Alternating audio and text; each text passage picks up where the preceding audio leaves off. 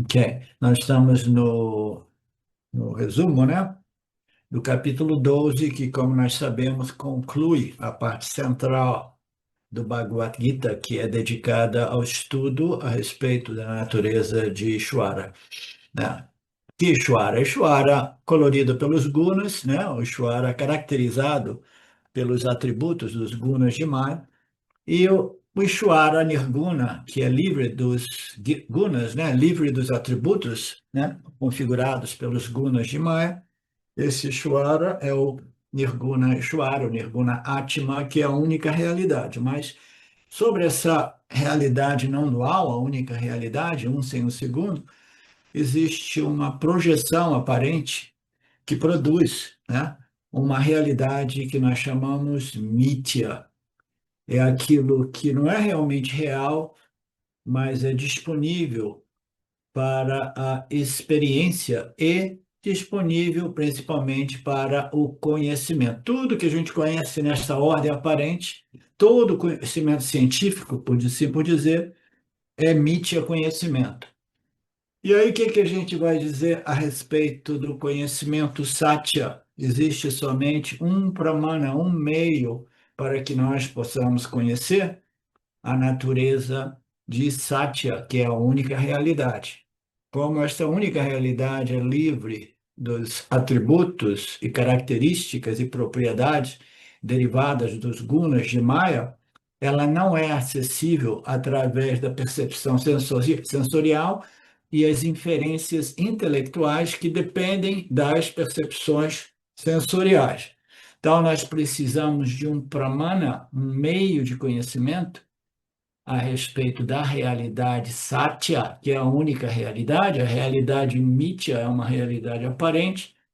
Mais uma vez, todo conhecimento científico que nós obtemos é a respeito desta realidade aparente, projetada. Ela existe, sim, num fluxo constante de modificação, e ela tem um início, um meio e um fim. E a definição de realidade, a definição metafísica, é de que a realidade é aquilo que está sempre presente, sempre disponível e jamais sujeito ao nascimento, envelhecimento e à morte, tá? Então, nós estamos aqui nesse capítulo 12, estudando a natureza, tem umas coisas abrindo aqui na minha tela, a natureza de Ishvara, né? E essa natureza de Ishvara, ela precisa ser compreendida primeiro através dos atributos de Maya, porque a gente precisa compreender que esta é uma criação aparente, né? Criada por um criador aparente, na qual os jivas humanos aparentes, entre eles nós, nesta classe do Vedanta, no dia de hoje, nós também aparecemos. Então, é tudo parte desta ordem mítica aparente. E qual é a chave da questão? Se tudo isso é mídia, não é realmente real, por que que a gente perde tanto tempo, né, querendo obter conhecimento científico, né, para a galera cientista, e no outro nível querendo obter o conhecimento da realidade, né, o conhecimento da natureza eterna, o conhecimento de Satya? Se tudo isso aqui é mídia, por que que eu estou aqui perdendo meu tempo? Se eu sou uma entidade mítia, um mítya jiva humano, né?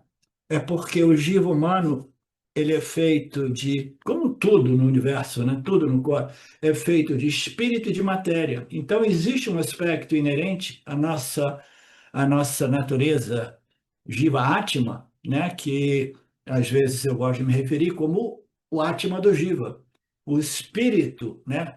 Deste corpo, mente, sentidos.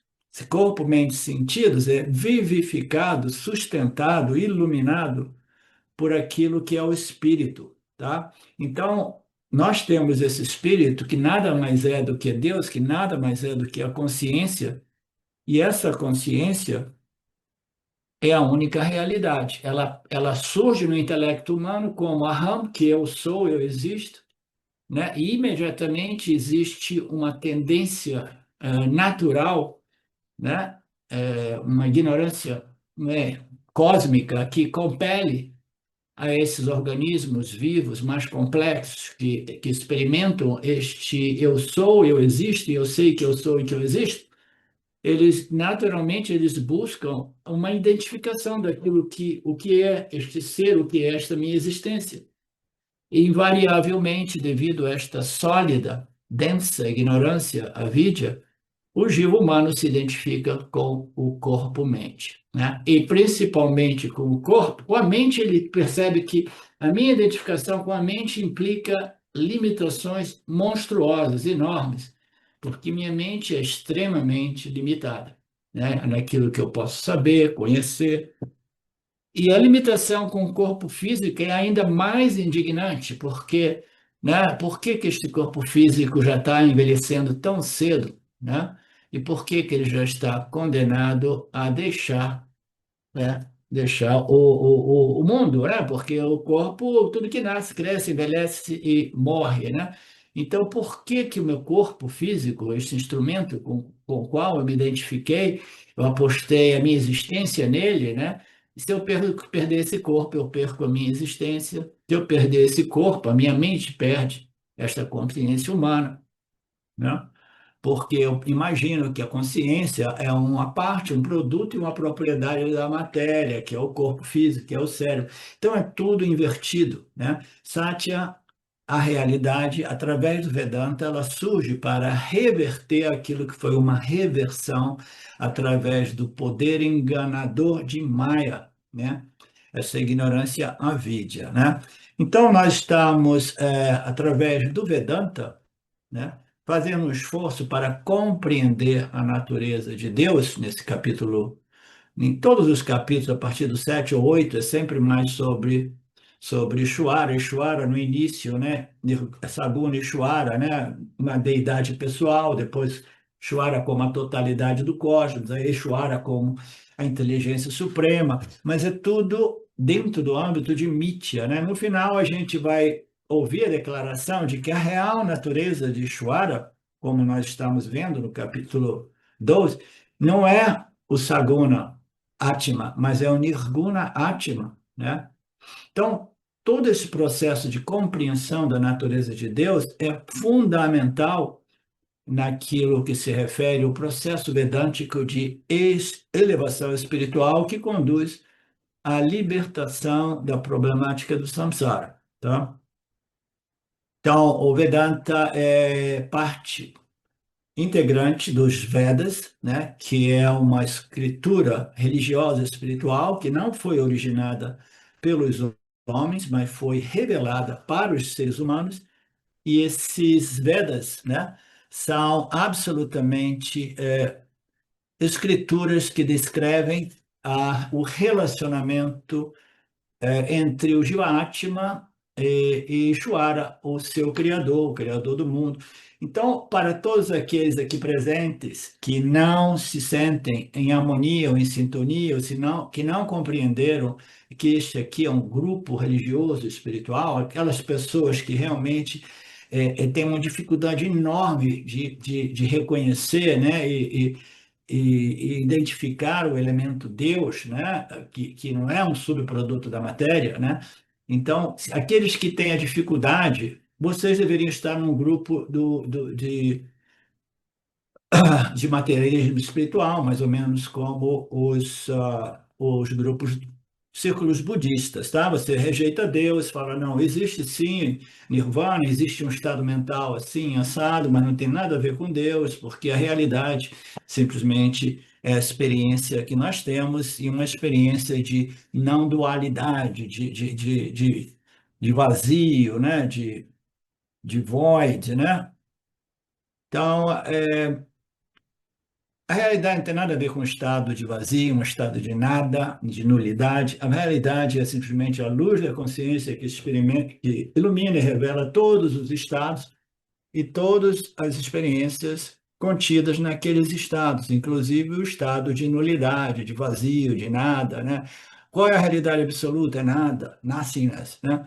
Não, como que você vai dizer que a realidade absoluta é nothingness, se a minha existência é auto-evidente, auto-reveladora, né? Sempre presente, até mesmo para identificar e reconhecer estados de vazio, de nulidade, que são semelhantes a estados tais quais o sono profundo, tá? O Nirvikalpa Samadhi. Então, por que que eu estou fazendo esta contextualização? É porque neste grupo aqui, esse grupo é desenhado para pessoas que compreenderam a importância de saber, de conhecer a natureza de Deus, tá? Por quê? Porque se a gente rejeita Deus, a gente está eliminando toda e qualquer possibilidade de nosso crescimento espiritual. Porque Deus é a nossa própria natureza. Se a gente rejeita Deus, a gente está rejeitando a nossa própria natureza, entendeu?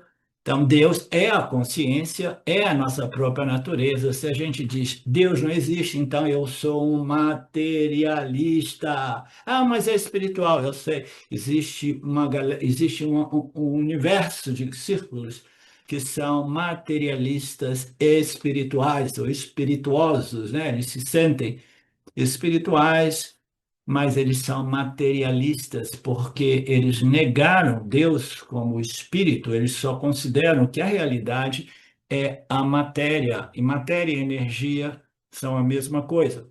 Então, eles são materialistas, eles buscam a realidade dentro do fenômeno mítia, dentro dos fenômenos matéria densa e matéria sutil. Tudo isso é mítia, tudo isso é matéria. Então, eu estou dizendo tudo isso de modo que a gente possa compreender que conhecer a natureza de Deus é fundamental e que se a gente não conhece esta natureza de Deus, né, iniciando do ABC até o fim, né, o Z, né, Y, X, Y, Z, se a gente não seguir esse processo de compreensão da natureza de Deus ao completo, né, então a gente jamais vai ser realmente capaz de apreciar e amar este princípio chamado Deus, esse princípio chamado a consciência nirguna Atma, tá? Então, a gente não consegue amar ou desenvolver devoção, que é o elemento principal, né? Nós estamos vendo esse capítulo 12, ele está se fazendo, fechando assim, dizendo, existe sim a sadhana, não é a sadhana, a yoga da devoção, mas não é uma sadhana, é uma atitude, é um espírito religioso, devocional, que serve ao propósito de controlar essas tendências egomaniacas, né? Maníacas, né? Do ego. O ego, ele se sente, né? E se ele simplesmente ele não desenvolve este relacionamento com Deus a tal ponto de desenvolver uma atitude de apreciação, reverência, amor, devoção e entrega, dando de volta alguma coisa para o campo. Se ele não faz isso, o ego vai se tornar quase que invariavelmente um ego alterado, ok? Se achando, tá? Então, sem compreender a natureza de Deus, a devoção se torna impossível. É por isso que toda essa parte central do Gita se dedica exatamente ao conhecimento a respeito da natureza de Deus, em sua integridade ou totalidade, iniciando com sua natureza saguna, para que nós desenvolvamos, né, as qualificações, as capacidades, né, a purificação, o refinamento intelectual e emocional, mental, para que a gente possa realmente desenvolver esta emoção sublime que é a devoção, que é algo que, que é muito, né? É de uma outra dimensão, né? As nossas emoções são quase todas elas mundanas, elas são referentes aos nossos gostos e desgostos, o que eu quero, o que eu não quero, a interação com o campo vai, né, dinamicamente oferecer essas circunstâncias nas quais o que eu quero está sendo perdido, o que eu não quero está chegando a mim, né? Eu não consigo realmente controlar as coisas e eu vou experimentando uma gama muito ampla de emoções humanas, tá? De emoções humanas. Saudações. Eu quero aqui deixar um pequeno testemunho. Através do estudo do Vedanta, com os ensinamentos sendo esclarecidos especificamente pelo professor Arlindo Nagar, foram canceladas em mim algumas noções que eram relacionadas com a ideia que eu tinha a respeito de alcançar algo que representasse uma grande realização espiritual. Então o Vedanta fez com que, pela compreensão, a minha mente ela abandonasse o papel de buscador espiritual. E isso para mim foi um marco inicial para uma outra relação com o processo de desenvolvimento espiritual, do qual, saibamos disso bem ou mal, é um processo que fundamenta a vida de todos nós. E eu digo isso para estimular todos aqueles que chegam no Vedanta Brasil e entendem que podem se beneficiar da profunda imersão direcionada para o autoconhecimento que é promovida nesse grupo de estudos, que é um grupo que existe graças ao trabalho altruísta do professor Arlindo Nagar, suportado também pelo trabalho voluntário de pessoas que contribuem para a manutenção do grupo de diversas maneiras. E entre as várias formas de contribuir com esse trabalho, as contribuições regulares em dinheiro, elas são necessárias. Então, se você se beneficia do trabalho desenvolvido no Grupo de Estudos Vedanta Brasil, faça uma contribuição. Qualquer quantia é muito bem-vinda. As informações para transferências em dinheiro ficam disponíveis na seção Avisos do nosso grupo no Facebook e serão colocadas na descrição desse vídeo aqui também. Namaskaras.